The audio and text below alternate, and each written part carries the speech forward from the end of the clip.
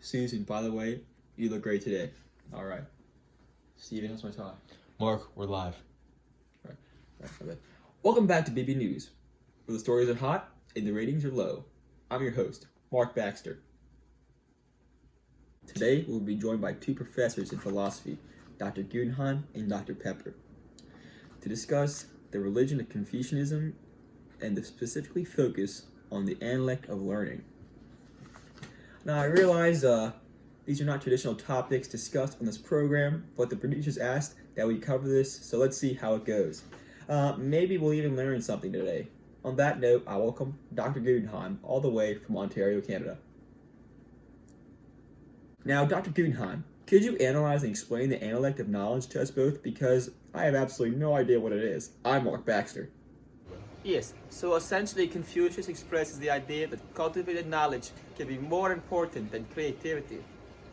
Modern culture places a lot of emphasis on creativity, unique insights that come to us suddenly.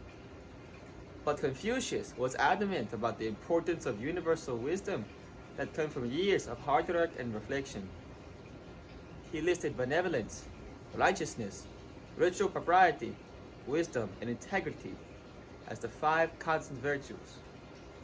While he saw that people were inherently good, he also saw that these virtues must be cultivated like plants in a garden. He spoke about moral character and wisdom as the work of a lifetime. Wow, how thought-provoking. Now, from your perspective, what kind of wisdom can be drawn from this? Confucius' life as a student and teacher exemplified his idea that education was a ceaseless process of self-realization.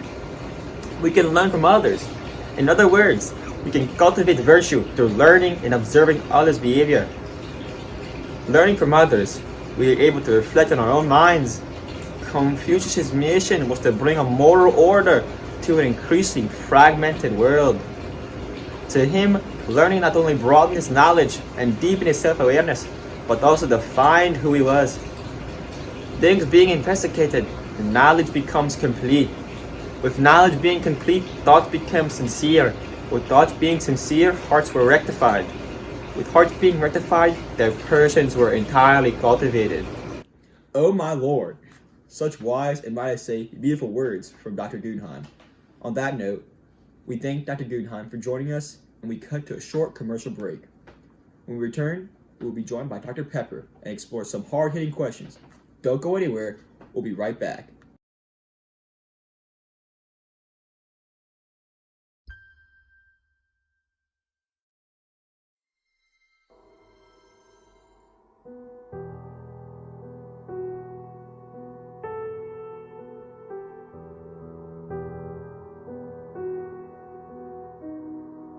It's art. It's all for her.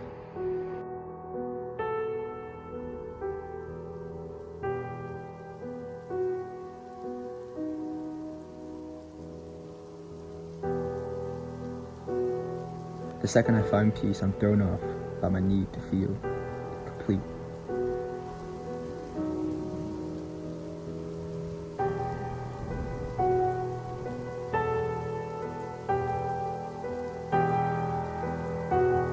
The devil found his way in again.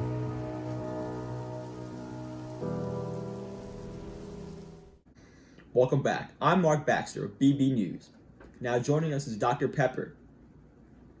It's great to have you, Dr. Pepper. It's great to be here, Mark. Thank you so much for having me.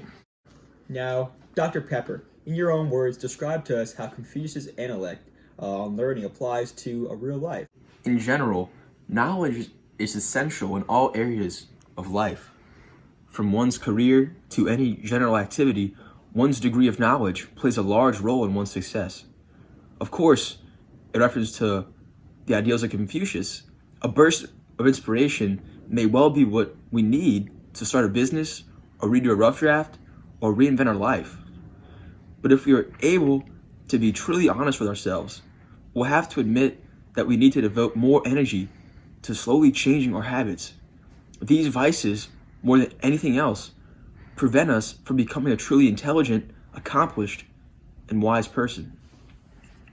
Oftentimes, we allow our vices to encompass our lives, and self-realization through learning is necessary to achieving a truly fulfilling life. You make some fantastic points, Doctor. Now tell us how the ideas of Confucius may differ from your own belief system. Well, I disagree with Confucius's cultivation of knowledge instead of creativity. For me, creativity is an irreplaceable facet of the human experience. It allows one to express their inner thoughts or feelings in a wide variety of mediums. Creativity sparks joy, and a world devoid of it is one that would be truly dull and lifeless. With that being said, I do agree with the focus on learning from the behavior or actions of others. Oftentimes, people become narrow-minded in their knowledge and the way we think. Thus, it's important to open our ears and remain conscious of the knowledge and experience others can share with us. How insightful, Dr. Pepper. Thank you for watching, and thank you so much for being here. To the 4 people watching at home, that's all the time we have for today, and I'll see you next time on BB News. This is Mark Baxter, signing off.